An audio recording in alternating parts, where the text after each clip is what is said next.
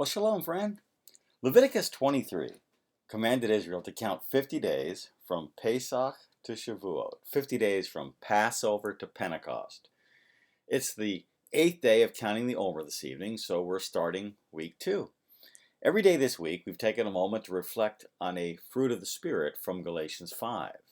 And the reason we have done this is because we're counting the days that lead up to Shavuot, up to the day of Pentecost. And the Spirit came in such a significant way on the Jewish feast of Shavuot in Acts 2. As the Tree of Life version says, when the day of Shavuot had come, they were all together in one place. And then Acts 2:4 goes on to say they were all filled with the Ruach HaKodesh and began to speak in other tongues as the Ruach enabled them to speak out. So God gave His Spirit on the feast of Shavuot, and Galatians 5 says the fruit of the Spirit is love, joy, peace, long-suffering, kindness, goodness, faithfulness, gentleness, self-control. At least that's the New King James Version. Almost all of the newer translations, including the New King James Version, will use the word gentleness for that 8th fruit of the Spirit. The Old King James Version from 1611 stands out. Instead of using the English word gentleness for the 8th fruit of the Spirit, it will use the word meekness on that 8th word. The Old King James says it this way: the fruit of the Spirit is love, joy, peace, long-suffering, gentleness, goodness, faith, meekness, temperance. Meekness for the 8th fruit. Meekness is a weird word, because if you look up the word meek in dictionary.com, it will say that the word actually means humble, patient, spiritless, compliant, submissive. That's what the word means today. But then dictionary.com will offer some obsolete or old definitions of gentle and kind. Gentle and kind. That's really what it meant back then. It's probably good that modern translations don't use the word meekness, because the 8th fruit of the Spirit is not about a spiritless person. The Greek word for the 8th fruit is prautes, and it actually means power under control. That's the 8th fruit of the Spirit, power under control. The Greeks used this word prautes, or meekness, to describe powerful and aggressive war horses who were so much under the control of their master that they could be ridden straight into a battle.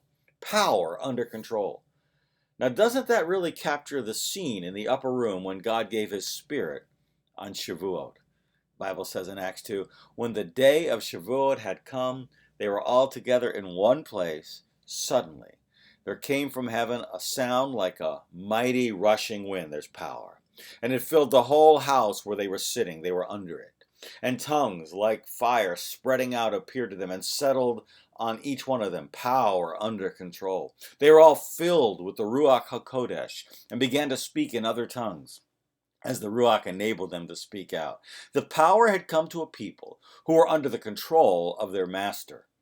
There are actually only 2 people that the Bible actually calls meek: Moses and Yeshua, the 2 most powerful people in the Bible, the givers of the Old Covenant and the New Covenant. Now, there's so much we could say about that, but time. As we count the 50 days from Passover to Shavuot, we are getting ourselves ready. We are taking steps, small steps, every day for 50 days, to make ourselves ready to be available for the Almighty to see us as a people that He can trust with His great power.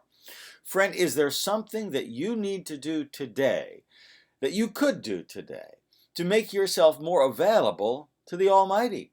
For the disciples, they had to patiently wait in that upper room. So what is it that God is calling you to do so that He can trust you with more of His powerful grace? What is the Holy Spirit saying to you? Are you willing to count the cost? Are you willing to pay it? Well, this evening is day 8 of counting the Omer, of counting the cost, if you will. So we begin by blessing God before we actually count the Omer. And so we say, Baruch atah Adonai Eloheinu melech haolam, asher kitshanu b'mitzvotav v'tzivanu al sefarat ha'omer. In English, blessed are you, Lord our God, King of the universe, who has sanctified us with His commandments and has commanded us concerning the counting of the Omer. And then we fulfill the commandment after we've blessed God by saying Hayom Shmona Yamim Shehem Shavua Echad V'Yom Echad LeOmer. Or in English, today is 8 days, which is 1 week and 1 day of the Omer. Say it with me.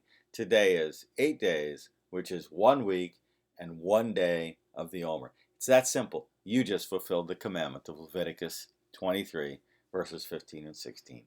God bless you. I hope to see you tomorrow.